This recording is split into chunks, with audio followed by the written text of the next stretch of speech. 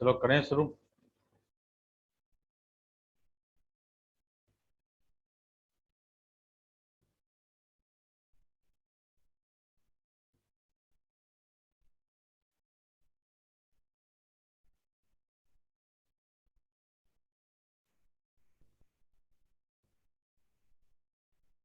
अब देखो, वे क्वेश्चन करते हैं। कल जो मैंने आपको बताया था उसी के बेस पे क्वेश्चन कर रहे हैं कि prove that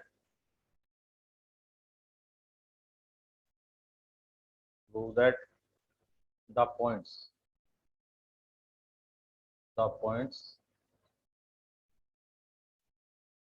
A comma B plus सी।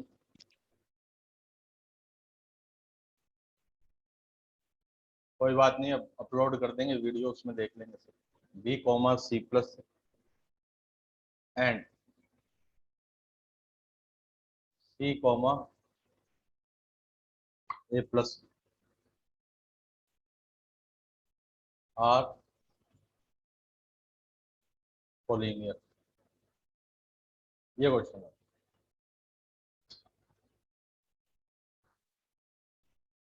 कल बताया तो था ना सबको कि 11 बजे 11:10 पे क्लास होगी।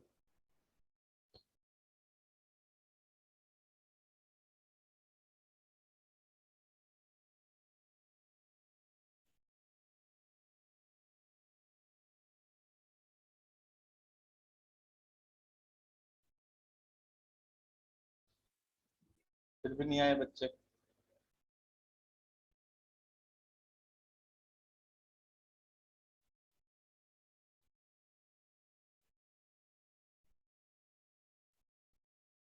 अब देखो कि कोलिनियर है, एक ही लाइन पे लाई करते हैं, इसका मतलब इन तीनों पॉइंटों से जो ट्रायंगल बनेगा वो क्या होगा, उसका एरिया 0 होगा। तो देखो, लेट डेल्टा, डेल्टा मतलब area of triangle, let delta be the area of the triangle, area of the triangle formed formed by the points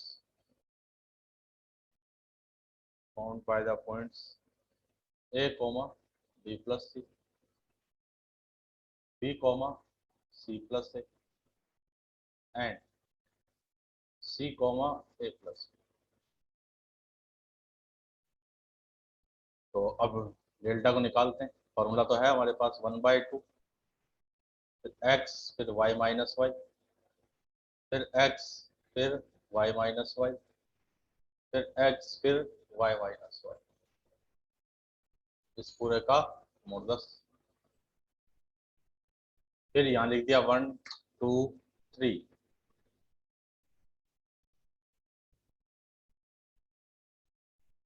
फिर यहाँ लिख दिया 2 3 1, फिर यहाँ पे 3 1 2।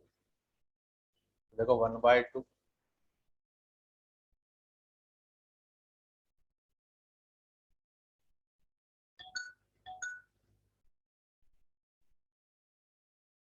x1 की जगह आ गया a। देखो पहला जो पॉइंट है वो x1 y1, बाद वाला जो पॉइंट है ये वाला हो गया x2 y2, ये वाला पॉइंट x3 और ये वाला y। ठीक है, तो पहले a, x1 की जगह a आ गया, y2 कौन है, c प्लस है, फिर माइनस का y3 कौन हो गया, -a, फिर x2 देखो, x2 है b, फिर y3 a plus B, minus y1 तो माइनस बी माइनस c, फिर x3 c, फिर y1 माइनस y2, तो y1 देखो कितना है, y1 तो हो गया b प्लस सी, फिर माइनस में c माइनस, इसमें तो a कैंसिल हो गया, इसमें b कैंसिल हो गया, इसमें c कैंसिल हो गया, जो बचा उसको लिख दिया 1/2 a into C minus B, फिर प्लस में b into A minus C, फिर प्लस में c इंटू में b माइनस सी, 1/2 अंदर मल्टीप्लाई किया तो AC माइनस AB, ठीक है। फिर प्लस में AB माइनस में BC, फिर प्लस में BC माइनस में AC। देखो प्लस का AC माइनस AC से कैंसिल, माइनस का AB प्लस AB से cancel out, plus BC minus BC से कैंसिल आउट, तो 1/2 इंटू में 0, डेल्टा 0, है ना। तो यहाँ लिखेंगे एरिया ऑफ ट्राइंगल इज 0, सो 3 पॉइंटों से बनने वाले ट्राइंगल का अगर एरिया 0 आ गया, इट मीन्स वो तीनों पॉइंट्स कोई ट्राइंगल बना ही नहीं है। और 3 पॉइंट्स ट्राइंगल कब नहीं बनाएंगे, जब वो एक ही लाइन पे हो, that means collinear. So points are collinear. कोई डाउट इसमें बोलो, समझ में आ गया सभी को।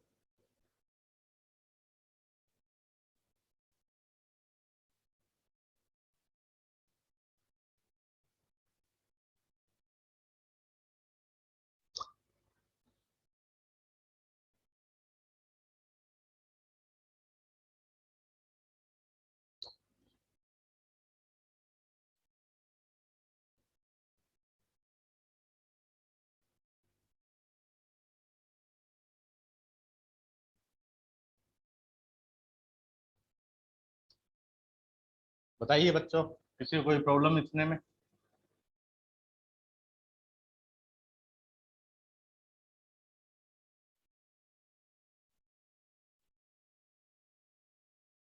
ओके, फटाफट इसका स्क्रीनशॉट लीजिए, फिर नेक्स्ट प्रॉब्लम सॉल्व करें।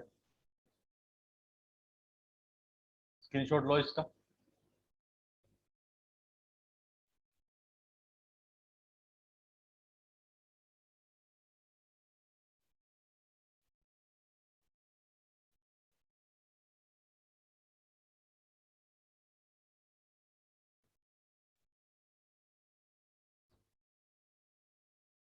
डन। चलो नेक्स्ट पे चलते हैं।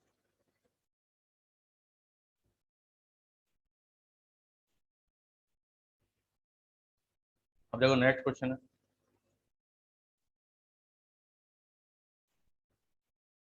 For what value of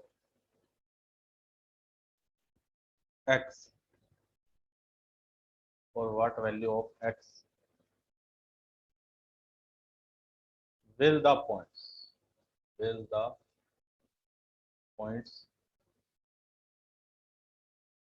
x comma -1, 2 comma 1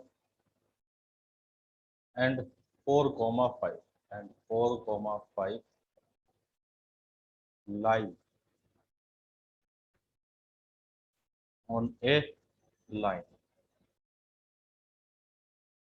यानी x की वैल्यू बतानी है हमें, और कहा कि ये 3 पॉइंट जो हैं, तीनों पॉइंट एक ही लाइन पे लाई करते हैं। किस कॉन्सेप्ट का यूज करें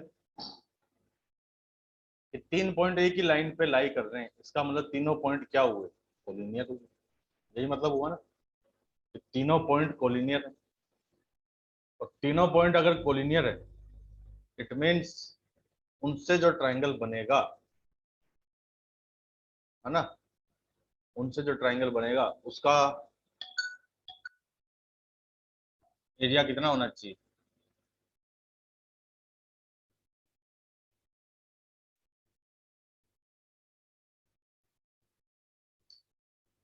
अटेंडेंस रहते हैं बेटा एक बार आपकी, आज बच्चे तो कम है काफी।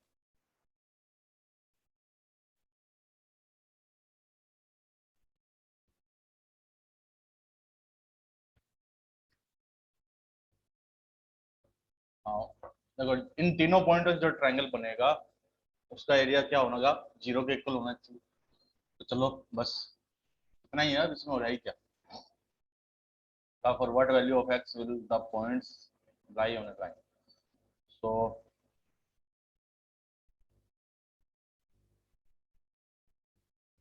Let delta be the area of the triangle, area of the triangle formed by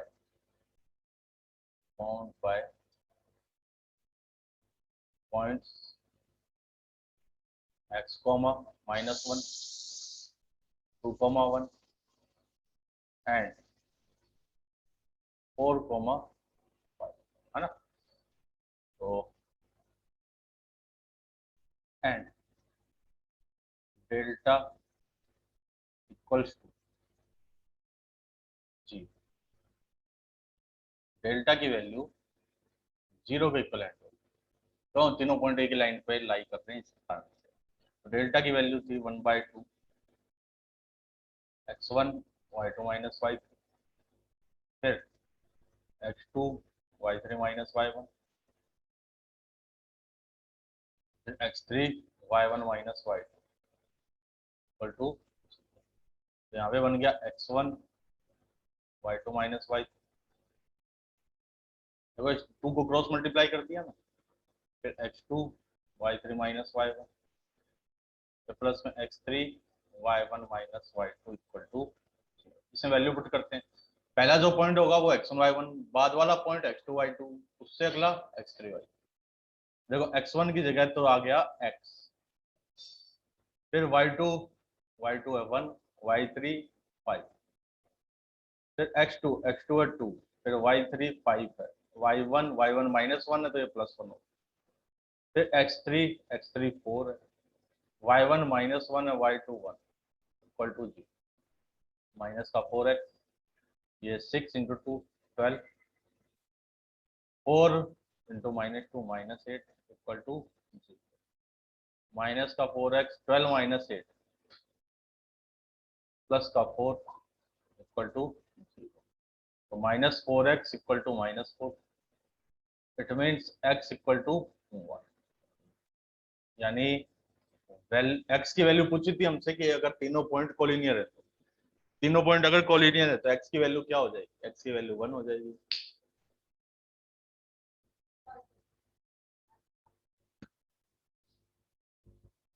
किसी को कोई डाउट बच्चों इसमें बोलो, स्क्रीनशॉट ले लो बेटा इसका फटाफट, और अगर कोई चीज समझ में नहीं आई है तो वो पूछ लीजिए, या कोई पॉइंट समझ नहीं आया हो।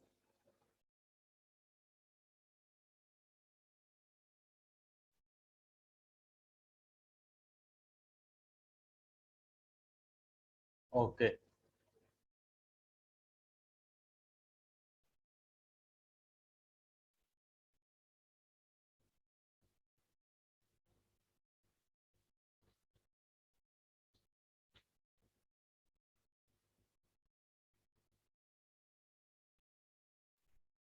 विराट एक क्वेश्चन भेजा था तूने मेरे पास, वो इसी कॉन्सेप्ट पे बेस्ड था, मैंने उस वक्त इसीलिए नहीं बताया वो, क्योंकि मैं बता भी देता तो भी समझ में नहीं आता। एक क्वेश्चन भेजा था आपने, देखो मैं एक बार देखता हूँ।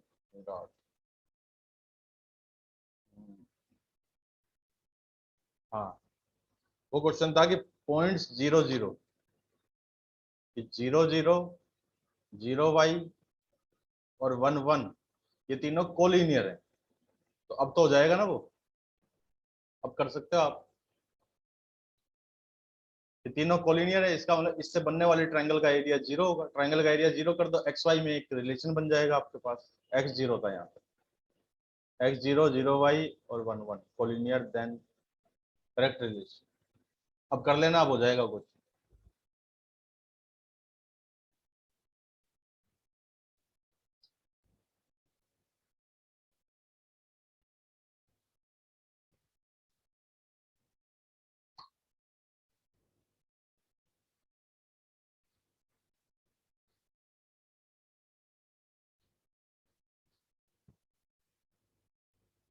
अब देखो और क्वेश्चन करते हैं।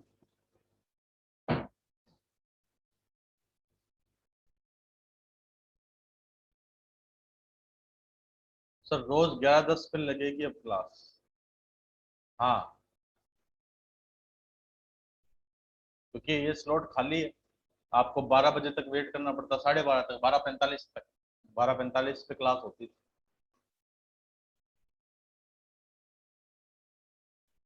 अब देखो नेक्स्ट क्वेश्चन है कि if the vertices of A triangle, if the vertices of A triangle have integral coordinates, have integral coordinates, prove that the triangle, prove that the triangle cannot be, cannot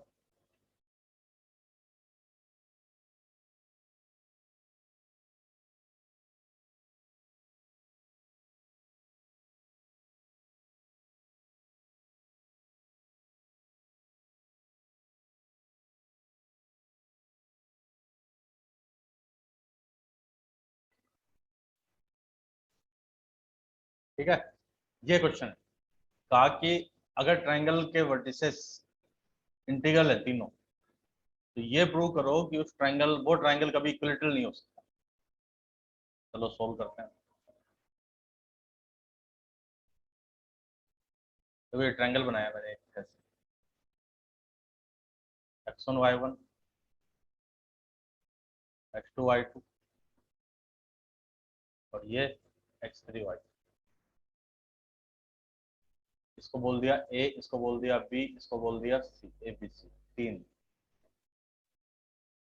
ठीक है, तो देखो area of triangle A B C, ये तो हमने formula पढ़ रखा, 1/2 x1 into y2 minus 5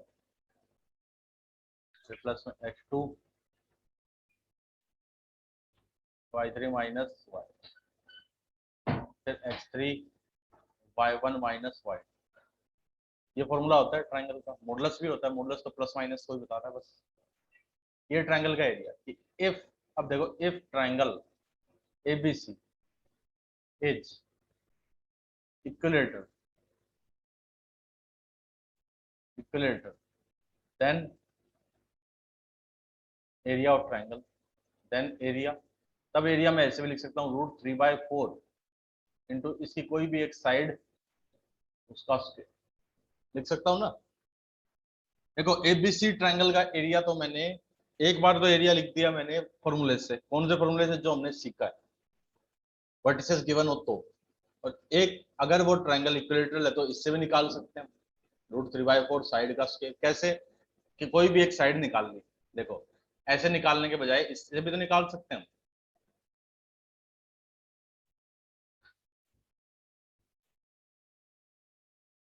इससे कैसे कि दो पॉइंटों के बीच की, जैसे ये और ये, इन दो पॉइंटों के बीच की डिस्टेंस ये फाइंड कर ली हमने ऐसे, तो ये साइड आ गई, इस साइड का स्क्वायर कर दिया और √3/4 से मल्टीप्लाई कर दिया, तो वो क्या होगा?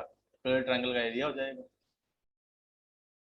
जिन्होंने पिछले उसका स्क्रीनशॉट नहीं लिया है, जब जैसे मेरे को मैसेज कर रहे हैं, स्क्रीनशॉट नहीं लिया उसका, लो अब स्क्रीनशॉट ले लो इसका फटाफट।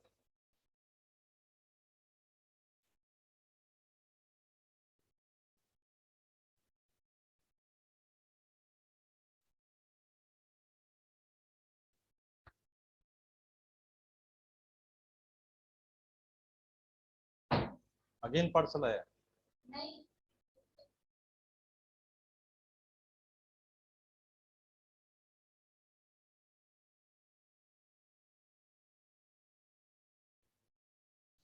ले लिया ना अब तो?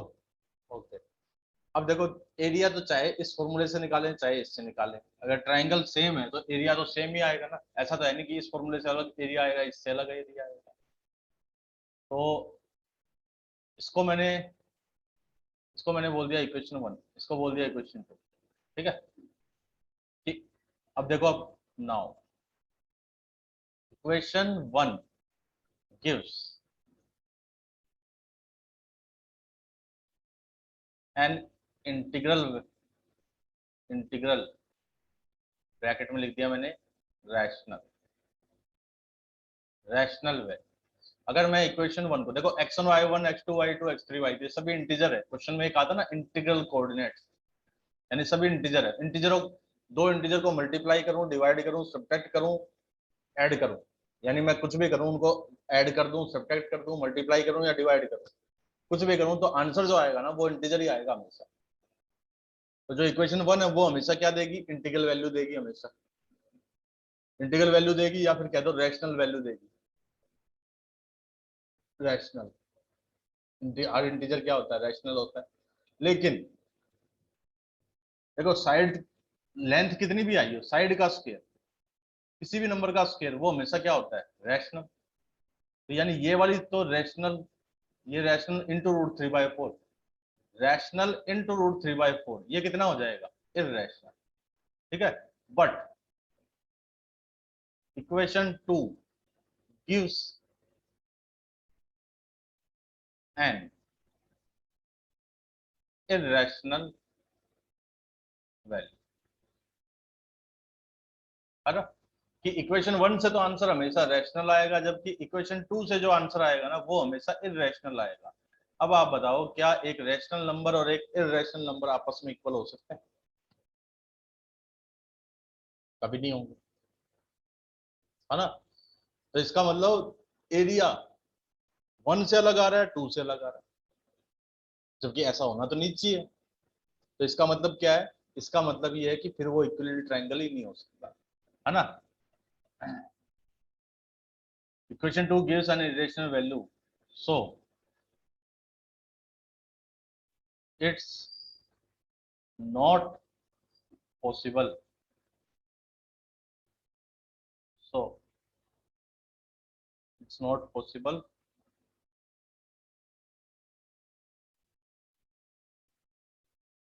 to triangle cannot be madam कैसे क्लास लगाई रखी है, मैं कभी नहीं चहक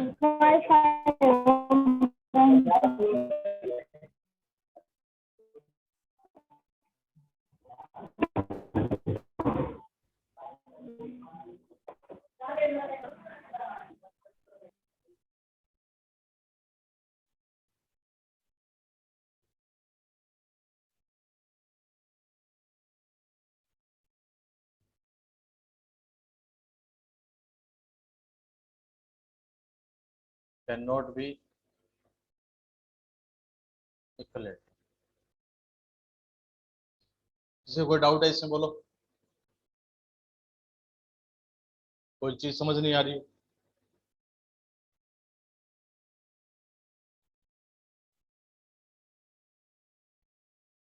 समझ में आ गया कि दो, एक रैशनल नंबर इरेशनल के इक्वल नहीं हो सकता, जबकि एरिया तो चाहे उससे निकाले चाहे इससे निकाले सेम आना चाहिए। इसका मतलब क्या है, इसका मतलब ये है कि वो जो ट्रायंगल होगा वो इक्विलेटरल कभी नहीं हो पाएगा, और यही प्रूव करना था। स्क्रीनशॉट ले लीजिए इसका।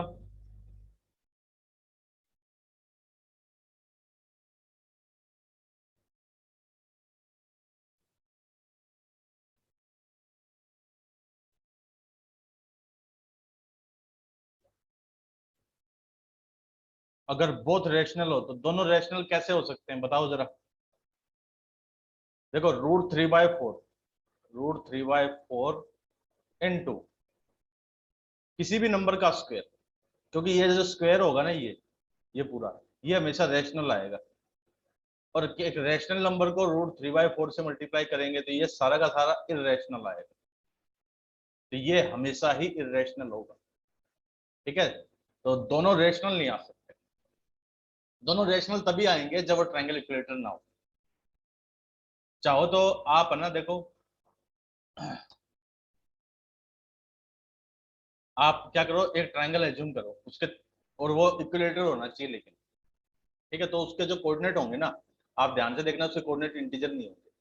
आप एक काम करना, आपके पास जो भी बुक होगी उसमें कोई क्वेश्चन ढूंढना जिसमें ये प्रूव करना हो कि ये ट्रायंगल इक्विलेटरल है, या आपने आज से पहले अगर कोई किसी बुक में ऐसा कोई क्वेश्चन सोल्व किया हो जिसमें ट्रायंगल इक्विलेटरल आ रहा था, तो देखना उसके कोऑर्डिनेट जो होंगे ना, उसके कोऑर्डिनेट वो नहीं होंगे, इंटीजर नहीं होंगे। इंटीजर क्या, रेशनल भी नहीं होंगे। इस क्वेश्चन में तो इंटीजर का है, उसके कोऑर्डिनेट रेशनल भी नहीं होंगे। देखो मैं एक एग्जांपल दे के बताता हूँ तुम्हें, क्योंकि आप लोग तो अभी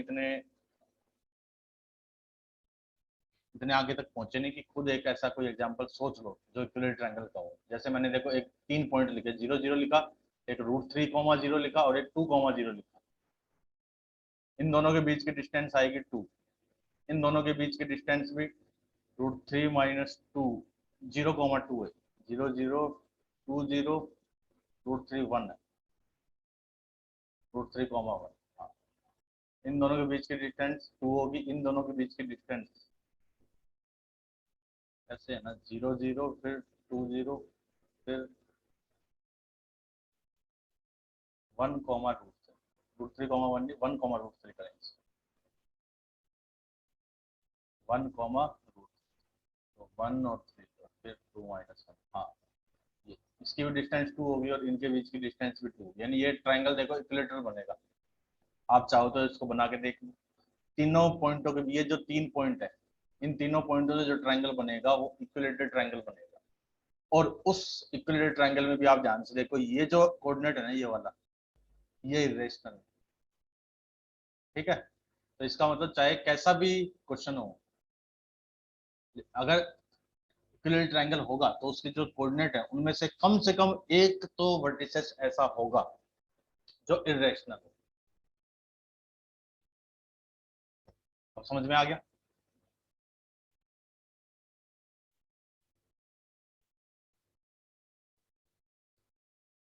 ओके,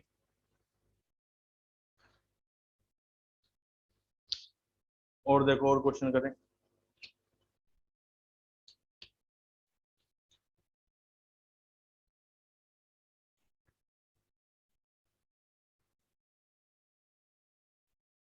तो एक बार प्रीवियस पेज करना। लो, जिसने नहीं लिया इसका स्क्रीनशॉट वो इसका स्क्रीनशॉट ले लो, तो बीच बीच में बोलोगे।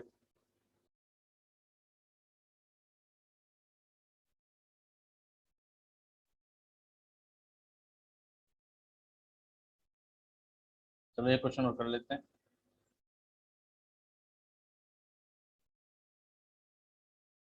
इफ द पॉइंट्स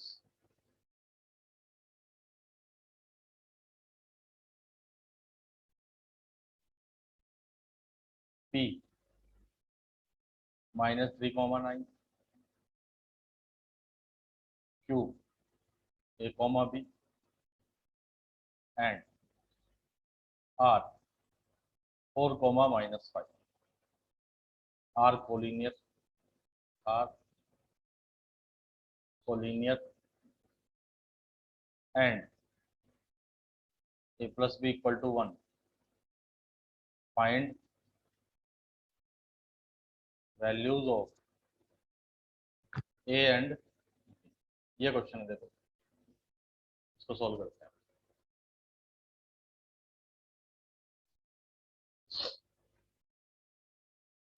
क्वेश्चन में कहा कि 3 पॉइंट है जो कोलिनियर है। अगर वो 3 पॉइंट कोलिनियर है तो इसका मतलब उनसे जो ट्रायंगल बनेगा, है ना, उस ट्रायंगल का एरिया क्या होगा? 0 होगा। देखो ये काफी अच्छा कॉन्सेप्ट है। जब भी 3 पॉइंट कोलिनियर होंगे तो उनसे बनने वाले ट्रायंगल का एरिया हमेशा ही 0 के इक्वल होगा। तो बस डेल्टा इक्वल टू 0, तो 1/2 x1 y2 - y3, फिर x2 y3 - y1, फिर प्लस में x3 y1 - y2 equal to 0। Triangle का एरिया 0 है तो इसको तो मल्टीप्लाई कर देते हैं, 2 को तो क्रॉस मल्टीप्लाई कर दिया। x1 इन सब की वैल्यू रखते हैं, देखो -3, y2 कितना है? y2 है b, y3 कितना है? -5, तो +5। फिर x2 कितना है? a, फिर y3 -5, फिर -9, फिर x3 की वैल्यू 4, y1 की वैल्यू 9, फिर -y2 है b इक्वल टू 0। देखो माइनस का 3b -15 माइनस का 14a प्लस में 36 माइनस का 4 इक्वल टू 0। तो -3b -4b, एक तो देखो माइनस का 14 है, माइनस का 7 बी। 36 माइनस 15, ये कितना हो जाएगा? 36 प्लस का 21 इक्वल टू 0। से -7 कॉमन लिया तो 2a प्लस में b -3 इक्वल टू 0। इसको बोल दिया हमने इक्वेशन नंबर 1। अब एक चीज और गिवन है हमें, ये गिवन है कि a plus B equal to 1। तो यहाँ से b की वैल्यू क्या आ गई? 1 माइनस। b की वैल्यू इसमें पुट करते हैं, 2a प्लस में 1 minus a minus 3 equal to 0। 2a minus a 1 minus 3 minus 2, a की वैल्यू तो हो जाएगी 2, है ना। और b कितना था? b था 1 माइनस से, तो b हो गया 1 माइनस 2 यानी -1। तो b की वैल्यू -1। ये हमारे आंसर्स होंगे कि a की वैल्यू तो है 2 और b की वैल्यू है -1। किसी को कोई डाउट इसमें बोलो। समझ में आ गया सभी को?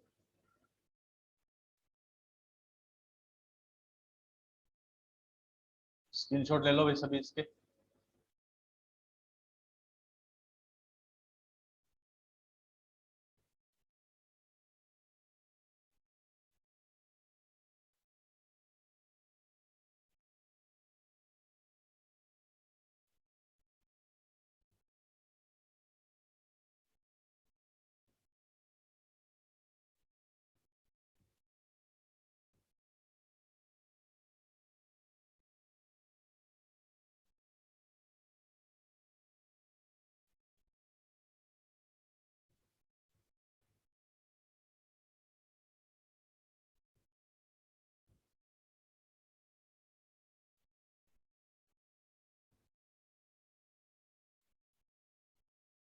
हाँ बेटा, न्यूज में तो आया है दीपांशु कि शायद 1 जून से खुल जाए।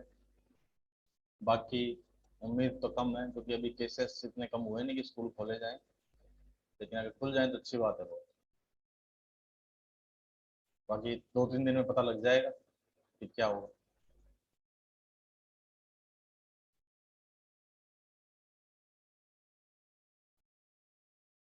क्वेश्चन में प्रॉब्लम है तो बोलो ना, फालतू की बातें कहने लग जाते हो।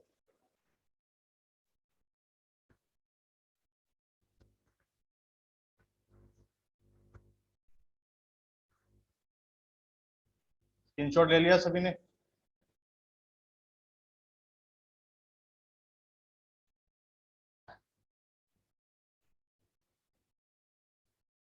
ओके।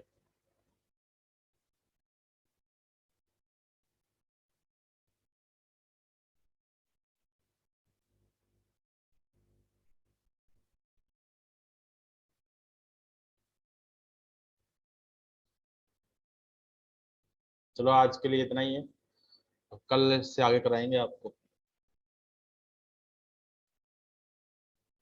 और बहुत से बच्चों ने अभी भी नहीं भेजा है अपना वर्क मेरे को, तो सभी लोग भेज दें, फिर मैं उनके नाम लिख के भेजूंगा उनको आगे, नारा मैम को भेजने जिन जिन का होमवर्क आ गया है। आज का होमवर्क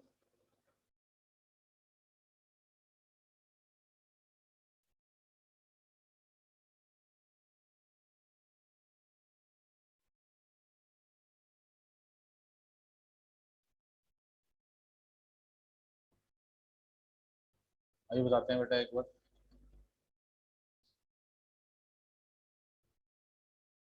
कोऑर्डिनेट ज्योमेट्री।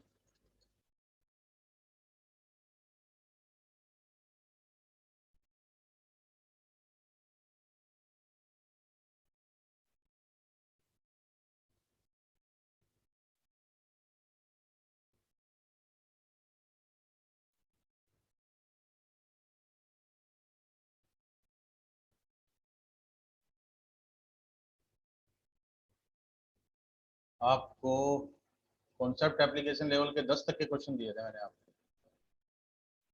इनमें सभी हो गए के क्वेश्चन?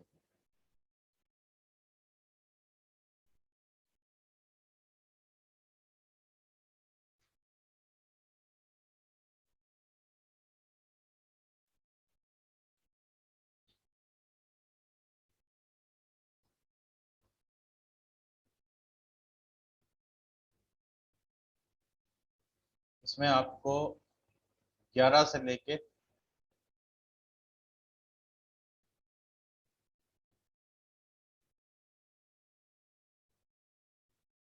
24 तक के क्वेश्चन। होमवर्क है 11 to 24 concept application level second.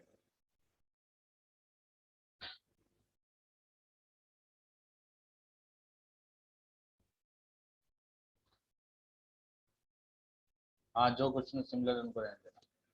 11 से समझ में आ गया ना, कॉन्सेप्ट एप्लीकेशन